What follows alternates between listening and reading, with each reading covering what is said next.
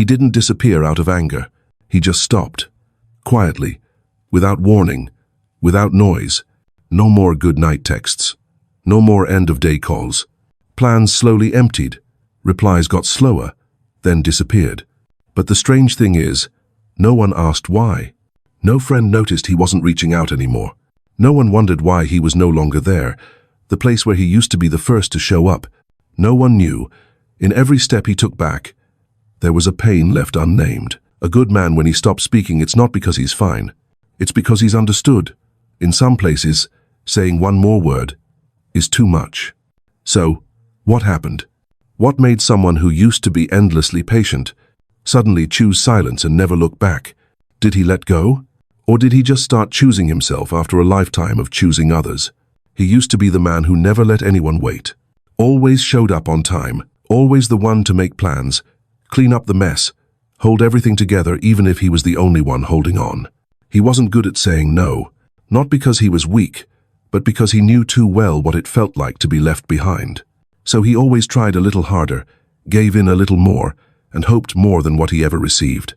He remembered other people's birthdays, but no one asked what he wanted on his own. He came up with ideas for special occasions, but no one knew the last time he was surprised. He was the listener, the one who endured, the one who kept things from falling apart. And the strange thing is, no one saw it as effort. They treated it like it was just the way he was, as if he was born that way, a good man who didn't need anything in return. He used to think that if he was patient enough, sincere enough, steady enough, then someone would notice, would come back, hold him in a long embrace and say, "I know you did it all." But that never came. Not once. Not from anyone. And in the end, the only thing he got after all those years of holding on was silence. Silence after the questions he asked went unanswered. Silence when he was hurting and no one noticed. Silence among the laughter he no longer felt part of. And when he started to grow tired, they said he had changed. They asked why he wasn't cheerful anymore, why he wasn't enthusiastic, why he wasn't the easygoing guy they used to know. No one asked if maybe he was trying too hard for something that was no longer love. No one asked how many times he had to tell himself, "They're probably just busy, it's just a phase." And 6. But how many phases does it take for him to understand? Was he wrong for giving too much? Or did they never really see him, even when he was always right there? And if a man has to lose himself to keep someone else, then what's left of love in the end? He started to feel tired, but not the kind of tired that a good night's sleep or a short vacation could fix. It was the kind of tired that sat deep in his chest, weaving through every word, every glance, every time he forced a smile to get through it. There were days he woke up, looked in the mirror, and no longer recognized the look in his own eyes. Not because he was older, but because the light inside him had slowly faded. The jokes that used to fill the room with laughter now only got a few polite nods. Shared meals became strangely quiet, and his voice, though still calm, didn't seem to be heard anymore. He still played his part, showed up to work on time, replied to messages promptly, got everything done by the deadline. But what he did no longer came from feeling it, came from duty. He stayed not because he still wanted to, but because he hadn't found a clear reason to leave. Slowly, he spoke less, not out of anger, but because he didn't want to repeat what had already been dismissed. He stopped asking questions, because too often the answers were just indifferent shrugs. He stopped sharing what made his heart beat, because even if he did, no one truly cared. The smallest things began to fall apart. A hand that hadn't been held in a long time. A glance while passing each other that gradually disappeared. One time, he tried sitting close for a long while, waiting for a shoulder touch, a simple, "How are you?" But it never came. And when he sat alone at night, the light in the room still on, inside him was a cold, dark space. No one checked in. No one saw he was slowly losing himself in that silence. At that moment, he hadn't left yet, but he knew that if it went on, he would no longer be himself. And the cruelest part wasn't the breaking. It was that a man could start falling apart piece by piece, and no one noticed. And he wondered, if one day he truly disappeared, would anyone look for him? Or would everyone simply accept, "He's probably fine"? There was no rain to signal that day would be different. The sky was still blue. The usual cafe was still crowded. She was still busy with her phone. And he was still silent, like always. But inside him something had hit bottom. No explosion, no tears, no shouting or slamming doors. Just an ordinary moment, on an ordinary afternoon, when he looked at her sitting there across from him, but unbearably distant. And then, in the pale yellow light coming through the window, he saw himself already gone.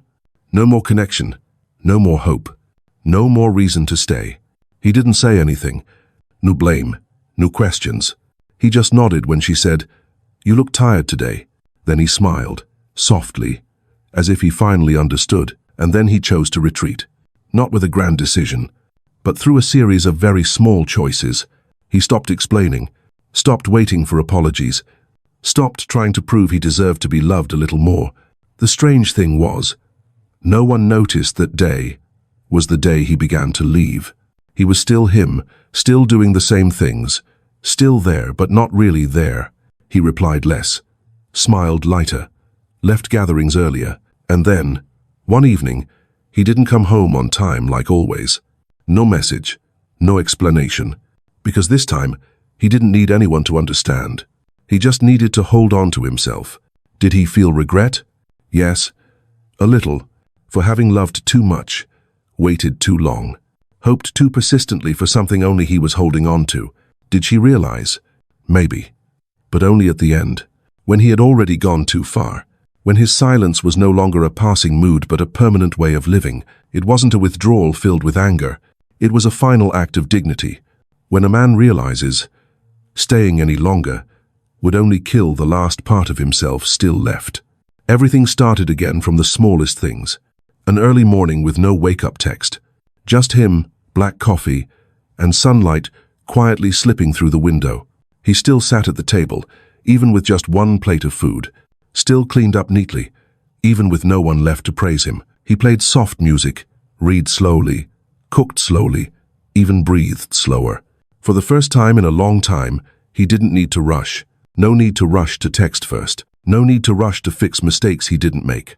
No need to rush to become a version more lovable in someone else's eyes. Silence was no longer scary. It became space for him to return to himself.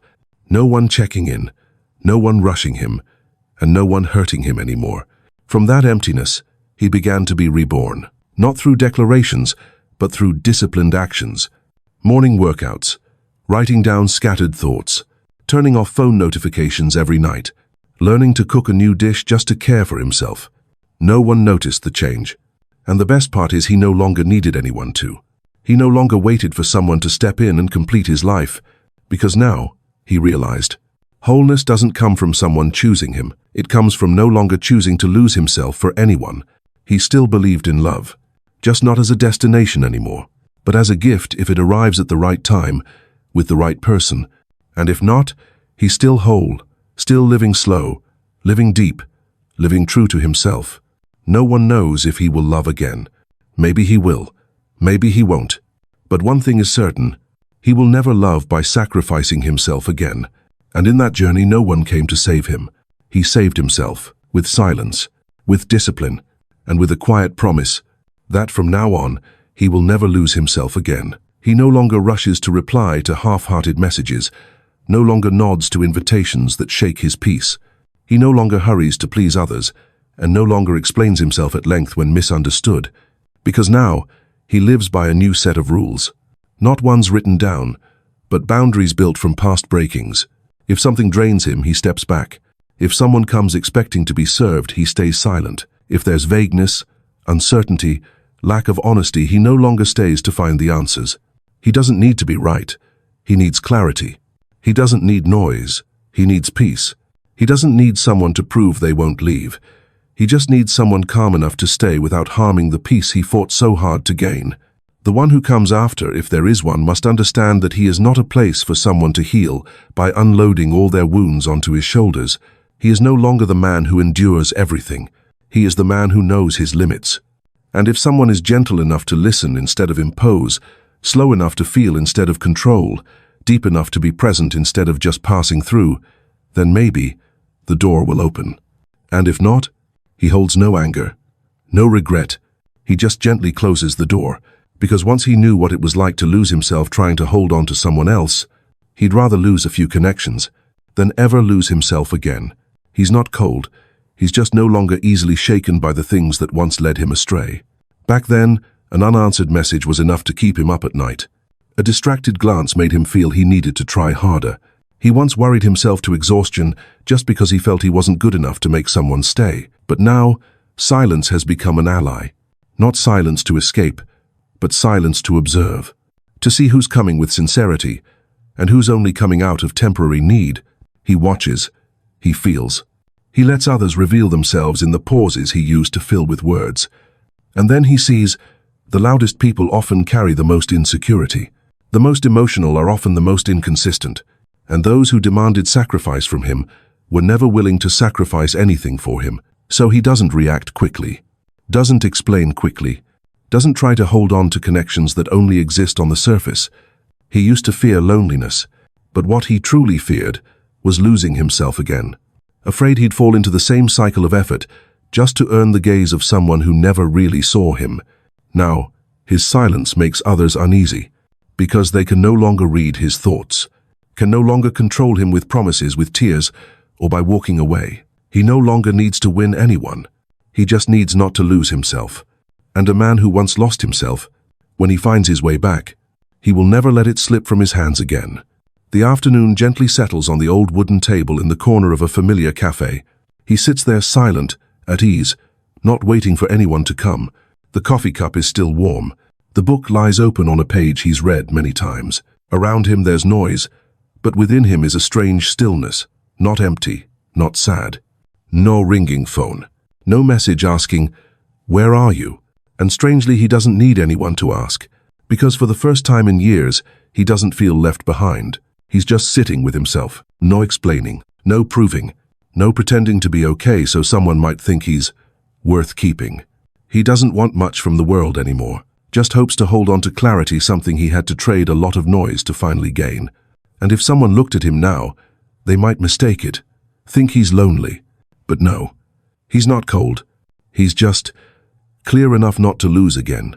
If you've ever stepped back, not to disappear but to find yourself again, leave behind a line just for you, for those like you. I didn't withdraw. I'm returning.